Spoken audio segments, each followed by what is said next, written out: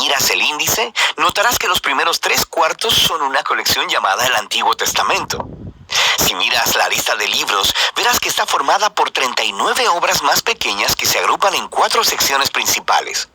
Las primeras 5 son llamadas el Pentateuco, seguidas de los libros históricos, luego los libros poéticos y finalmente los libros de los profetas. Ahora, eso parece bastante simple, pero en realidad es mucho más complicado e interesante. Este orden de libros en un solo volumen llamado Antiguo Testamento es una tradición cristiana tardía que se desarrolló después de Jesús y los apóstoles. En la antigua tradición judía, estas obras estaban todas en rollos separados y se concebían como parte de una colección unificada en 3 partes llamada Tanakh. Es un acrónimo hebreo para Torah, que significa instrucción, Nevi'im, que significa profetas, y Ketuvim, que significa escritos.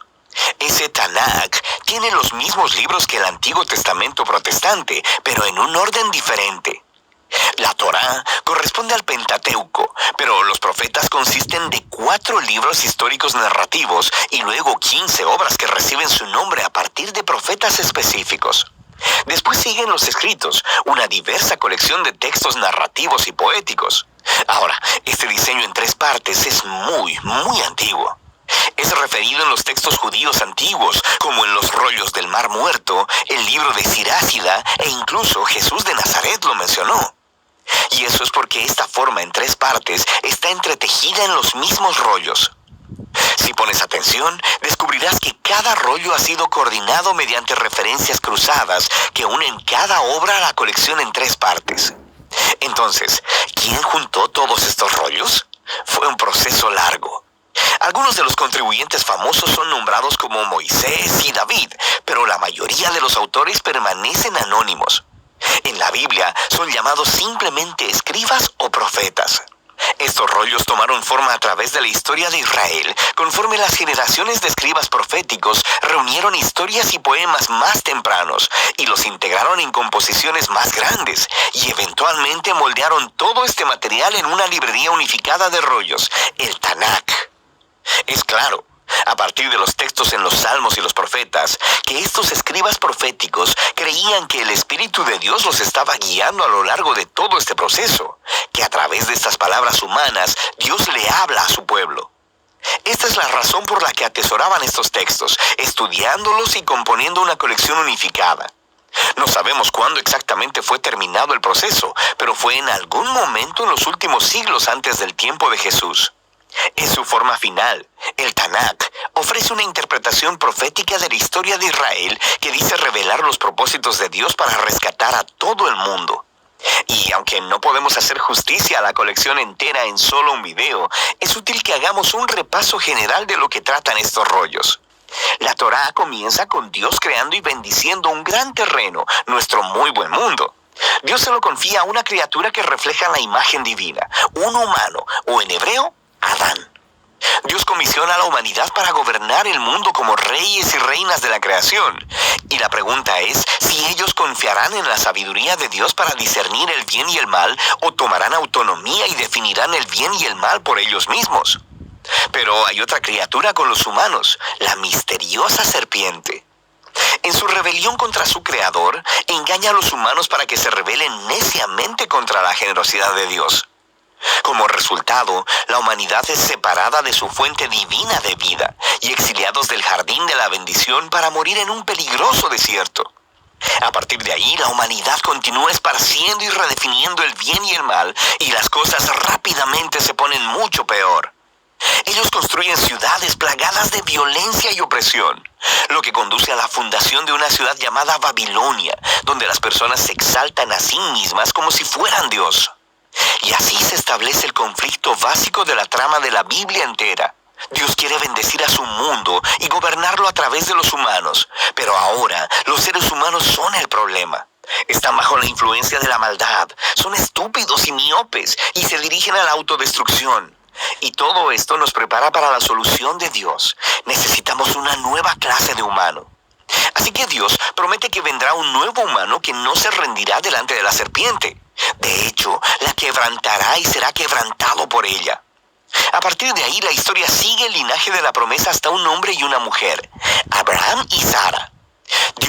confió la misma bendición divina dada a la humanidad en la primera página.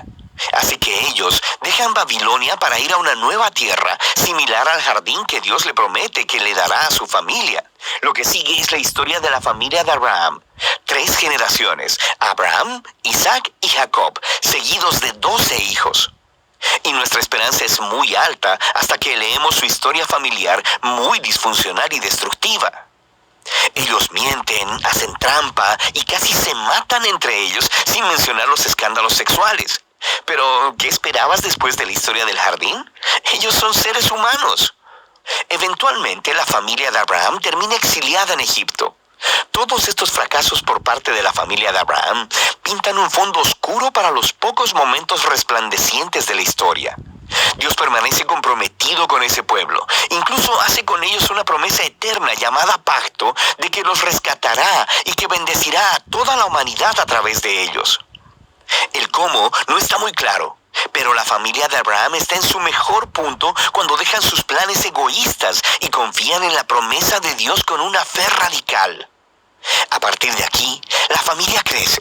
Terminan esclavizados en Egipto y se nos presenta al otro personaje principal de la Torá, Moisés.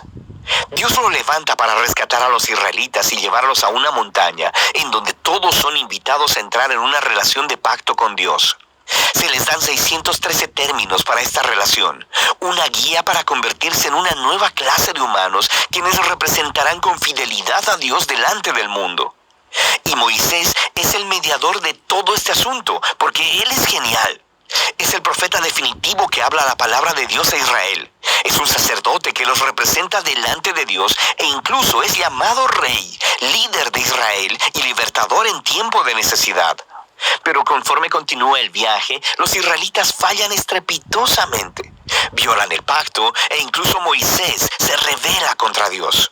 De hecho, la Torá termina con Moisés prediciendo que el fracaso de Israel continuará conforme regresan a la tierra prometida y que terminarán en el exilio una vez más. Pero él tiene la esperanza de que Dios cumplirá su promesa de rescatar a Israel.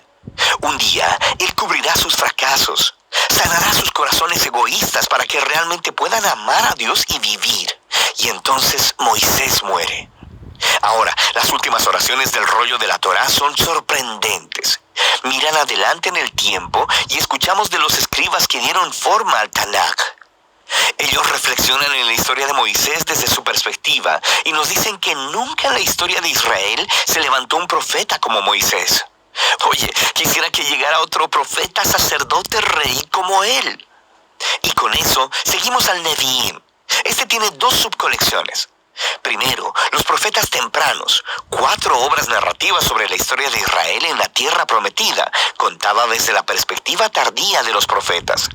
Las cosas empiezan muy bien con el liderazgo de Josué. Se nos dice que él es exitoso porque es justo como Moisés y medita en la escritura día y noche.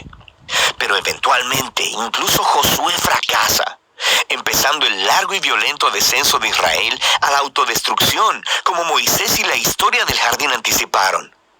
Estas historias se enfocan principalmente en el fracaso de los reyes, profetas y sacerdotes de Israel. Cómo ellos mienten, hacen trampas, se matan unos a otros y adoran a ídolos. Es básicamente una repetición más larga y sangrienta de los fracasos de sus antepasados, pero hay algunos momentos resplandecientes. Dios reafirma su promesa de pacto de bendecir a la humanidad a través de un nuevo humano. Será un rey del linaje de David. Tienes algunas historias de personas como David y Salomón que tienen momentos como Abraham, cuando confían en Dios, pero nunca dura mucho. Y por supuesto, la familia de Abraham termina justo ahí donde empezó, conquistada y exiliada en Babilonia. Pero recuerda, toda esta historia está siendo contada desde la perspectiva posterior de los profetas, y ellos saben que el exilio no es el final. Así que diseñaron estas historias del pasado de Israel como indicadores a su esperanza futura. Cuando Dios rescate a su pueblo de Babilonia, enviará un nuevo rey que será como lo fueron Moisés, David y Salomón en su buena época. De hecho, de eso trata la segunda parte del Nevi'im, los profetas tardíos. Hay 3 obras largas y 12 obras cortas, conectadas con profetas específicos. Este diseño intencionalmente recuerda a los 3 más 12 ancestros de Génesis, cuyas historias de fracaso contienen las semillas de esperanza futura. Estos rollos proféticos están llenos de referencias cruzadas que enlazan a la narrativa de la Torá y los profetas y siguen desarrollando la historia. El trabajo de los profetas de Israel era ser como Moisés al acusar al antiguo Israel por su fracaso y corrupción y advertirles acerca del resultado inminente, el gran día del Señor que terminó con la derrota y el exilio en Babilonia. Pero los profetas también prometieron que Dios tenía el propósito de purificar a su pueblo y recrear un nuevo Israel, quien sería fiel como lo fue Abraham. Ellos vivirían en una nueva relación de pacto con Dios bajo la autoridad de un gobernante prometido que es descrito como un nuevo Moisés, pero llamado como David. Él será quien restaurará la bendición de Dios a todo el mundo. La conclusión del Nevi'im es justo como la Torá. Hay una nota de los escribas proféticos del Tanakh. Ellos reflexionan en la historia hasta ese punto y exhortan a los lectores a anticipar la llegada de un profeta como Moisés, a quien llaman Elías. Él anunciará la llegada del Dios de Israel para purificar y salvar a su pueblo. A partir de aquí, nos dirigimos a la tercera y última subcolección del Tanakh, una diversa colección de rollos. Cada uno ha sido diseñado para conectar con temas claves de la Torá y los profetas y desarrollarlos todavía más a través de un elaborado tapiz de referencias cruzadas. Por ejemplo, el rollo de los Salmos es presentado por 2 poemas que están coordinados con el principio de la Torá y los profetas. En el primer salmo se nos presenta al justo, quien es descrito como un nuevo Josué, un exitoso líder que medita en las Escrituras. Él es como el rey prometido a Moisés y como el eterno árbol de la vida en el jardín del Edén. El Salmo 2 identifica a esta figura. Es el rey prometido, el Hijo de Dios, del linaje de David, quien derrotará la maldad entre las naciones y restaurará la bendición de Dios al mundo. El resto del rollo de los Salmos enseña al pueblo de Dios cómo orar conforme esperan por esta esperanza futura. Luego tenemos los rollos de sabiduría, que abordan algunas de las preguntas más difíciles que surgen de la historia de la Torá y los profetas. Proverbios suena como Moisés en la Torá. Confía en Dios, sé fiel y obediente, y tendrás paz y éxito. Pero luego, Eclesiastés y Job reflexionan en la complicada historia de Israel y dicen, sí, lo hemos intentado y no es tan simple. Estos 3 libros desarrollan una profunda conversación acerca de lo que significa vivir sabiamente en el buen y frecuentemente confuso mundo de Dios. 2 de los últimos libros del Tanakh en ser escritos hacen una contribución crucial. El rollo de Daniel recuerda la larga historia del fracaso y sufrimiento de Israel como una extraña puerta de esperanza hacia un nuevo futuro para el mundo. Un día llegará el nuevo humano prometido en la Torá y los profetas. Será pisoteado por las salvajes inclinaciones de la humanidad hacia el mal, pero luego Dios lo vindicará y lo levantará para gobernar el mundo en divino poder. Finalmente, el rollo de Crónicas recuenta la historia entera del Tanakh, desde el principio hasta el regreso de Israel del exilio. El autor se enfoca en la promesa de Dios a David de un rey futuro que reunirá al pueblo de Dios en una nueva Jerusalén y traerá bendición divina a las naciones. Las últimas líneas del rollo de Crónicas han sido coordinadas con textos claves por todo el Tanakh. Mantienen viva la esperanza de un regreso definitivo del exilio, apuntando a la llegada de un israelita con quien Dios está, quien pueda ir y restaurar a la nueva Jerusalén. Y así es como termina la historia. El Tanakh es una majestuosa e intencionalmente diseñada colección de antiguos rollos hebreos. Estos diversos textos de todos los periodos de la historia de Israel han sido entretejidos como una historia unificada acerca de la promesa del pacto de Dios para Israel y para toda la humanidad. Fueron hechos para toda una vida de lectura y reflexión, conforme estas asombrosas palabras humanas ofrecen una palabra divina de sabiduría y de esperanza futura que todavía habla hoy.